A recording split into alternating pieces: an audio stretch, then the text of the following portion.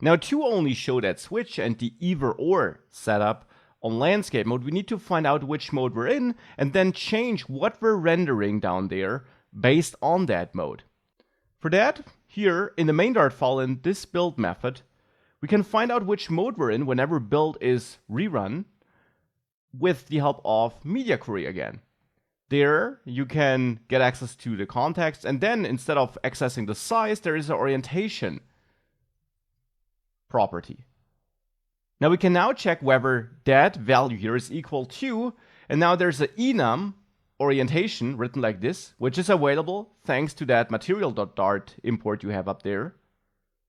And that enum either is, 0 or 1, it has two values, landscape and portrait. So here we can check if that's equal to landscape and store the result in a variable, which is final because for each build run, we will never reassign it.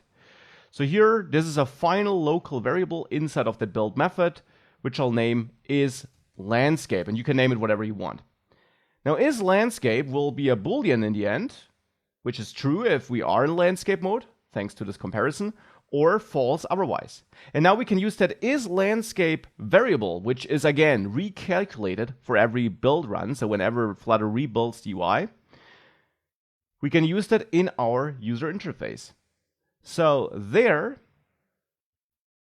we use it, for example, to render that row with the switch or not. So here we can check if is landscape is true, and only if it is true, render that row, and otherwise don't render anything.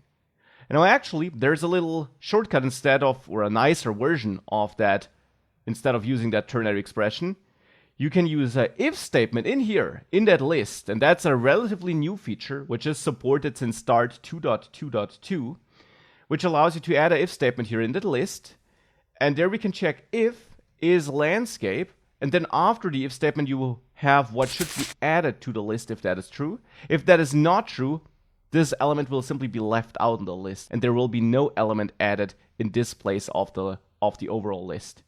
So if landscape is true, if is landscape is true, we'll add a row, otherwise we'll not add anything here, which is exactly what I want. In this column, I only want to have that row with the switch if we are in landscape mode, otherwise instead of that switch, nothing should be added. Now for down here, where we have that ternary expression, we can now use something similar. I only have that either or case if we are in landscape mode, otherwise I render both. For that, to save some code and don't duplicate too much code, I'll take that container with the transaction list, which actually never changes, that widget configuration, and store that in a variable as well. So here I'll add another variable, which is my txList widget, and there I simply store my container with the transaction list, and I do that so that I can use it down there. And if I then use it again down there in another place, I only refer to that variable instead of copy and pasting all that code. And then if you would change anything about that widget or the way you use it here, you would have to change it in multiple places. Now it's stored in a variable, and you can always change it in that variable here if you want to.